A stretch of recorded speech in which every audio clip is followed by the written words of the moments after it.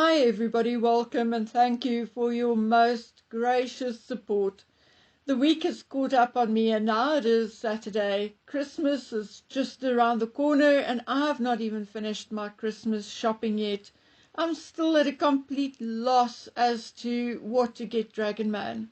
What I did do though was give my township dogs a special meal on Wednesday. I also handed out 26 gift parcels, about 50 sweetie parcels, about 20 household parcels, and bottles of clean water. It was absolute chaos, warm, and I was really rather tired when I got home, but it was one of the most gratifying, satisfying things I have ever done. The children really enjoyed it. Unfortunately, there were so many I could not give to, but I started at the younger ones and worked my way up. I'm going to take a few days off and will return after Christmas to feed the dogs again and obviously a couple of children. It really does not cost me much. My daughter and I take turns to make the dog food, which consists out of a couple of cups of rice, 2 or 3 grated carrots and 3 cups of dog pellets. Once the rice and carrots have cooled down, I mix the pellets in, and that will feed about 10 dogs. Next week, we'll just take some sandwiches for the children. Most schools here, especially in the poorer areas, have feeding schemes, so we'll stop spoiling the kids with chips and sweets and sandwiches once the school starts again.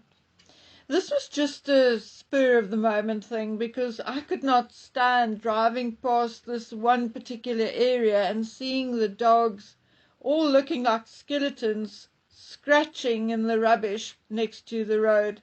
It broke my heart. Oh well, we will reevaluate next year. For now, I'm doing it basically for myself. It helps me to sleep at night. Okay, now on that positive note, onto something less positive. I really debated whether I should keep this for after Christmas or maybe even for after New Year. But then I thought that maybe it would be better if I do it now, because people will be too busy to really take it into their hearts and minds. But it will be the prologue, so to speak, to what is inevitably to follow in 2025, or what I currently think may happen in 2025. You see, I've spoken about Archie and things I have been told and saw and heard and read so many times that I've lost track, but I always chose my words carefully. I always try to leave a little mystery so nothing can ever be tracked to anybody. But now, as time had passed and Archie will soon be 6, it is a little safer to give more precise information without hurting anybody. To pull out those notes from years back and tell you in more precise scientific or medical terms what I have been told. Recently I saw a replay of an interview Megan gave in which she actually said that they could not introduce Archie to the public at the Portland because they would have blocked the entrance to the emergency care unit.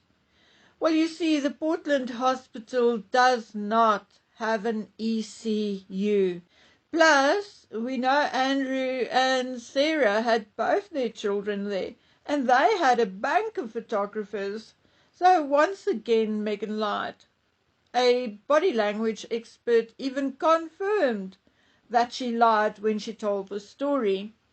So what I want to do today is go all the way back to the Portland, because the key to the Archie mystery lies at the Portland. Well, that's what I believe. I want you to listen carefully to the language I'm using when I recount this particular story. which incidentally I was told by a very decent human being who will never lie just for the sake of lying, who does not seek fame or money, just the truth. You see, that is what it is all about. It is not about surrogacy. It's not about anyone, including Megan's medical details. It's about the truth and who the people are who are actually lying to us. So listen carefully. Here goes. The reason why this wonderful person is convinced that Archie was not born in the Portland hospital is not because of all the rubbish Harry told in his book or because of wobbly bumps and so on and so forth. Well, Harry's book was not even out yet when she told me what she told me. And she's not someone who has the time to keep track of wobbly bumps. The reason why she was and still is convinced that Archie was not born at the Portland on the 6th of May 2019 is, number one, it is because the midwife's notification of the birth on the EMIS system is either missing or does not exist. And number two, according to the midwife and the duty manager at the Portland, there was no geriatric or any VIP delivery at the time of Archie's birth at the Portland.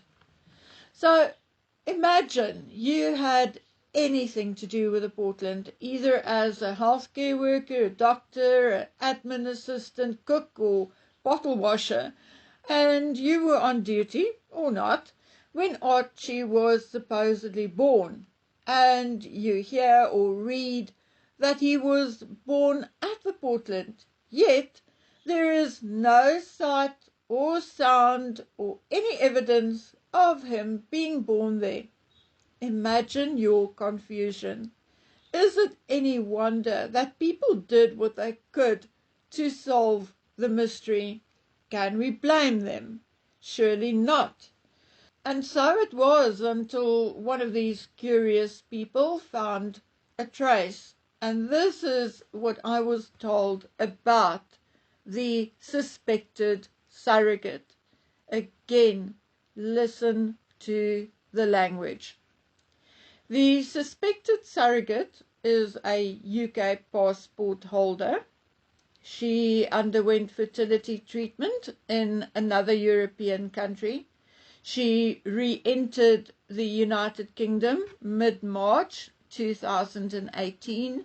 The baby was delivered early by ELSC, which incidentally I had to go look it up. It stands for elective lower segment cesarean under general anesthetic at the parent's request. The birth mother declined to consent and there was a few days delay, but she must have given consent at some point because the baby was indeed delivered mid-April. Okay, so my dears, that was one part of it. Now for the next part, and this came from, or because of, an absolute chance encounter, an absolute fluke, and a line of coincidences where one thing led to another to another.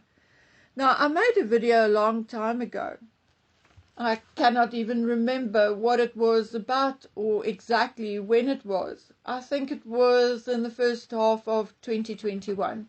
So someone, a person at the time living and working in England, listened to the video and misunderstood something I said. Out of anger, she created an Instagram account under a false name and sent me a DM.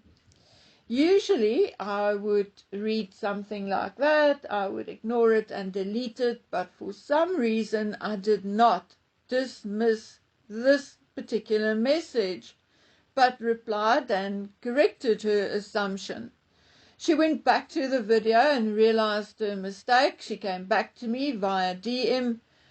And I mean, guys, it's like 2-3 years ago, so I can't be exact, but I very soon realized this person was different, or something was different. So for some reason, I can't remember why, I asked whether she was somehow linked to the royal family. I think it was something she said about herself or someone else that rang a bell. But I think it was round about the third DM to her, in which I, with the help of a subscriber at the time, I must mention that, guessed who she was. She was indeed shocked and told me that she was going to delete her account again. So I asked whether I could ask her a few questions before she does so. So both questions were about Archie. And the result of my questions was, number one, that she indeed believed that Archie was born of a surrogate. Actually, she was relatively sure about that. As a matter of fact, it was discussed and speculated on by her own family. She was, however, fairly adamant that the Archie she met had both Harry and Meghan's DNA. She also told me that Meghan and Harry started trying, or Meghan, I don't know, but started trying for that baby nearly a year before they got married. She saw baby Archie when he was 5 days from his official birth date. Okay. She was surprised at how big, awake and mature he was, and when she kindly mentioned that he was a big baby, Meghan looked a bit irritated and said that he took after her father, who was also a big baby, and then he stomped away. She saw the baby the second time in Scotland. She could not remember exactly when it was, only that Archie was not yet 6 months old. After they moved to the United States, she saw him running in the background while on Zoom calls. However, the friendship came to an end, if I remember correctly, early in 2021. It is because of this that I know that Archie exists. My argument was never whether Archie exists or not, but how he came to be. I'm also fairly convinced that Archie has both Harry and Meghan's DNA, but the little girl not. I believe Meghan's retrieved eggs were all used in the attempt to have Archie. Now guys, if you've listened carefully, particularly about the more medical side of it, the part regarding the actual birth, you would have noticed it's not my normal use of language, or terms used are not in my, let's say, professional domain and knowledge. So make of that what you will. But if you want to, you can see it as a major tip. I had an email from a subscriber that suggested that the fact that Meghan's DNA will never wear the crown, essentially, should be punishment enough for Meghan as a narcissist. And, I can agree on principle. But I'm not against surrogacy at all. I have nothing against surrogacy, adoption, or any method available to make a woman's wish to have a baby come true. I have nothing against the Harkle children. They are indeed the innocents in this entire sordid tale. And sometimes I even feel bad for talking about this topic, because one day Archie may see and hear this. What I am against is the lie or the lies, and who is part of this lie. Because make no mistake, somehow, somewhere is a huge lie and cover-up, whatever it is about, whether there is just a cover-up about the true date of birth, or the entire birth, or the entire pregnancy. Because of how Meghan conducted herself, she perpetrated a fraud on the public. But what no one is prepared to even consider is the fact that she did not do it alone. Harry and a number of other people are in on it, whatever it is. And in my opinion, the head of the Church of England himself is indeed either knowledgeable about this or part of it, in my opinion. That part is only my opinion. Anyway, guys, I shall see you in the next video, which will likely be on Monday. So please take care of yourselves until we meet again on the next one. Bye.